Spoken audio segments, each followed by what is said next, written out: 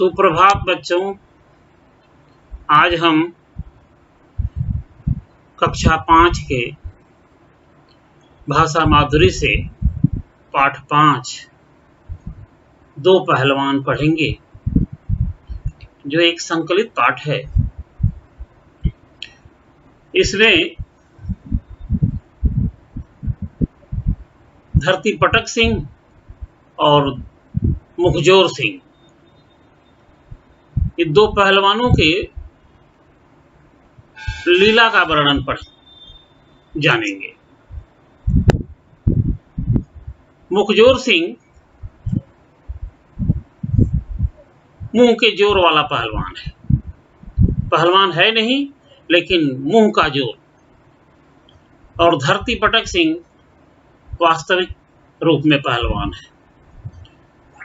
इन दोनों के मतलब एक हास्यास्पद, आनंददायक, रोचक पाठ है यह, जिसके विषय में पढ़कर, सुनकर, जानकर हम आनंद प्राप्त करेंगे। तो चलिए इस पाठ को देखते हैं, पढ़ते हैं। मुखजोर सिंह और धरती पटक सिंह दो नामी पहलवान थे। धरती पटक सिंह ने अनेक दंगलों में बलशाली पहलवानों को हराकर अनेक पुरस्कार जीते थे। वास्तविक रूप में ये पहलवान थे। वह अपनी शक्ति को बनाए रखने के लिए, शरीर स्वस्थ रहेगा, शक्ति बनी रहेगी, जिसके लिए पौष्टिक भोजन करना आवश्यक है, समय समय पर व्यायाम करना आवश्यक है, जिससे हमारा शरीर स्वस्थ रहता है। तो धरती पटक सिंह घंटों व्यायाम करते और पौष्टिक भोजन करते। उसका भोजन सामान्य व्यक्ति द्वारा खाए जाने वाले भोजन से बहुत अधिक होता था। एक साधारण आदमी जितना भोजन करता है, उससे बहुत अधिक मात्रा में भोजन ये किया करते हैं। उसका नाम सुनकर अच्छे अच्छे बलशाली पहलवानों के होश उड़ जाते थे, परंतु मुखजोर सिंह उसके नाम से बिल्कुल नहीं डरता था। एक मुखजोर सिंह ही था जो धरती पटक सिंह के नाम से नहीं डरता था।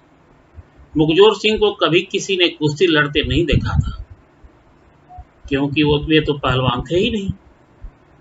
उनके पास सिर्फ मुंह का जोर था। इसके बावजूद उसकी प्रशंसा का डंका चारों ओर बजता था।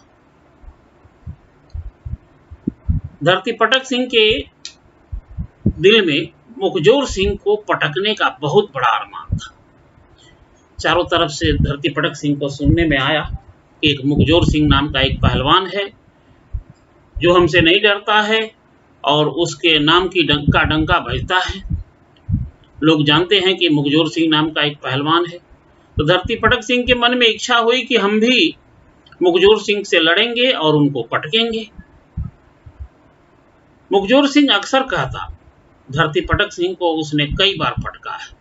लोगों के बीच में अपने नाम के लिए कहता फिरता था कि धरती पटक सिंह को कई बार पटका हूं। वह उसके नाम से ही डरता है। उसकी डींग और सेखी भरी बातें सुन सुनकर एक दिन धरती पटक सिंह कुश्ती लड़ने के लिए उसके घर की ओर चल पड़ा। धरती पटक सिंह ने रास्ते में रुककर एक ढाबे पर खाना खाया। उस ढाबे का सारा आटा वह एक बार में खा गया। फिर उसने एक तालाब पर पानी पिया। तालाब में बहुत कम पानी बचा। तालाब का आधा से अधिक पानी वो पी गया। बताइए, कितना भोजन, इतना पानी, सब वो गटक गया। जब इतना भोजन इंसान करेगा तो पेट भरने के बाद तो नींद तो आएगी ही। पेट भरने के बाद उसने डकार ली और तालाब के किनारे ही लेट गया। कुछ देर में ही उसे गहरी नींद आ गई। उस तालाब पर प्रतिदिन एक हाथी पानी पीने आता था। उस दिन तालाब में पानी कम देखकर वह बहुत क्रोधित हुआ। उसे लगा कि इस तालाब का पानी कहां चला गया। वह वहां एक आदमी को सोता हुआ देखकर वह गुस्से से चिघाड़ा, खूब जोर से चिघाड़ा। धरती पटक सिंह की आंख खुली। वहीं तालाब के किनारे ही तो सोया था। हाथी की चिघाड़ सुनकर उसकी आंख खुल गई। वह तुरंत उठा और हाथी की सूंड को बगल में दबाकर मुखजोर सिंह के घर की ओर चल पड़ा। मुखजोर सिंह के घर के सामने पहुंचकर वह जोर से चिल्लाया, मुखजोर सिंह, मेरे डर से कहां छिपा है?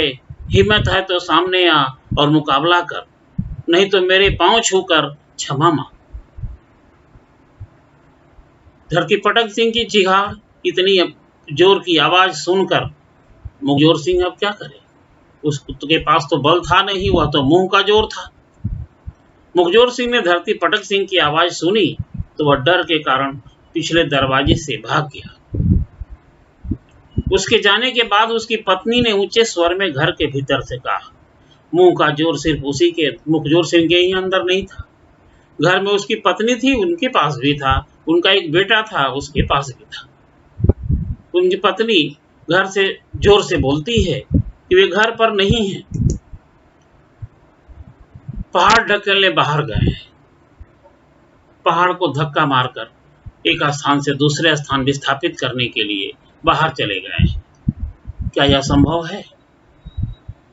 8-10 दिन में आएंगे। मैंने समस्या को टालने के लिए उसने ऐसा कह दिया। यह सुनकर धरती पटक सिंह ने, जब यह धरती पटक सिंह इस बात को सुना कि वो पहाड़ ढकेलने गया है, 8-10 दिन में आएगा, तो इसे धरती पटक सिंह को गुस्सा आ गया और उसने अपने साथ जो सूंड पकड़ कर लाया हुआ हाथी था उसको उठाया और उसके आंगन में फेंकते हुए कहा, अपने पति से कहना कि मैं उसकी शक्ति देखना चाहता हूं। हाथी को आंगन में फेंक दिया और फेंकते हुए बोला कि मैं उसकी शक्ति को देखना चाहता हूं।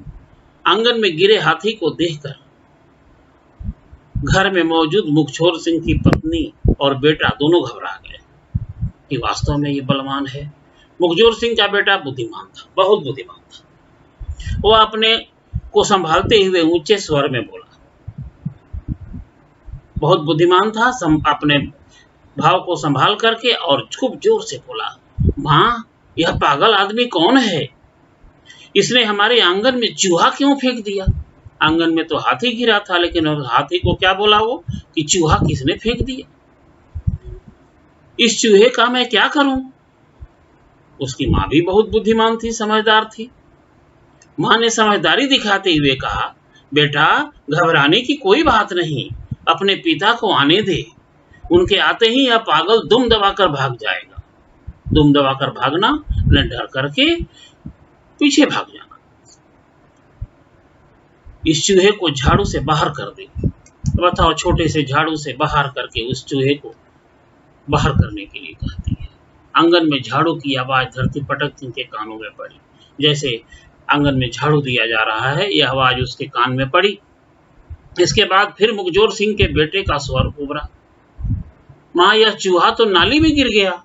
बताओ, उसके घर के आंगन का नाली कितना चौड़ा था जिसमें हाथी गिरा, तो कहता है कि यह चूहा गिर गया, चूहा है जो नाली में गिर गया। धरती पटक सिंह सोचने लगा कि जब उसका बेटा इतना बलशाली है जो हाथी को झाड़ू से बाहर कर नाली में गिरा दिया, तो हो सकता है कि वह खुद मेरे जितना या मुझसे अधिक बलशाली हो। अंदर ही अंदर धरती पटक सिंह की साहस टूटने लगी और यह सोचकर वह थोड़ा भयभीत हुआ, डर गया।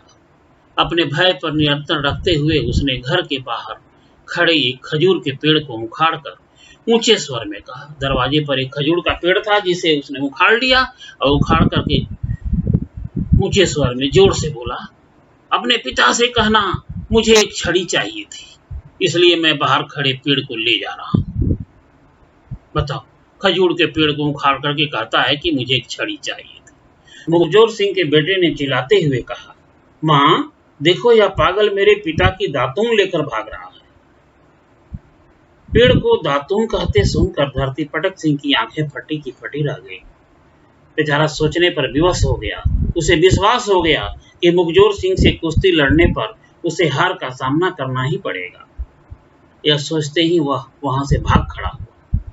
कुछ देर बाद मुखजोर सिंह घर लौटा और अपने बेटे से पूछा, कहाँ गया वह गप्पी? बेटे ने मुखजोर सिंह की बात सुनकर उत्तर दिया, वह हमारा खजूर का पेड़ उखाड़ कर भाग गया। मुखजोर सिंह क्रोधित स्वर में कहा, मेरा बेटा होकर भी तूने मेरा नाम डुबो दिया, उसे करारा जवाब क्यों नहीं दिया? तुझे मैं अभी नदी में फेंक कर आता हूं। कहते हुए मुखजोर सिंह अपने बेटे को कंधे पर बिठा लिया और नदी की तरफ चल पड़ा।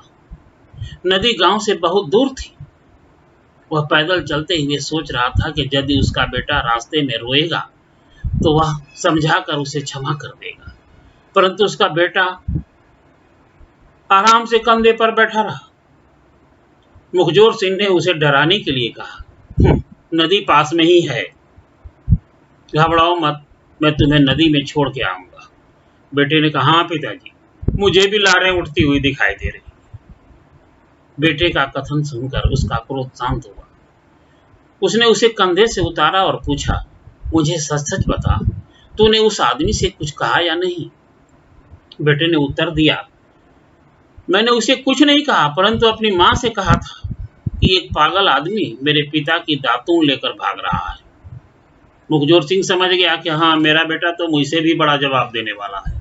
मुखजोर सिंह ने उसकी पीठ थपथपाते हुए कहा, बेटे, एक दिन तू दुनिया में अवश्य मेरा नाम रोशन करेगा।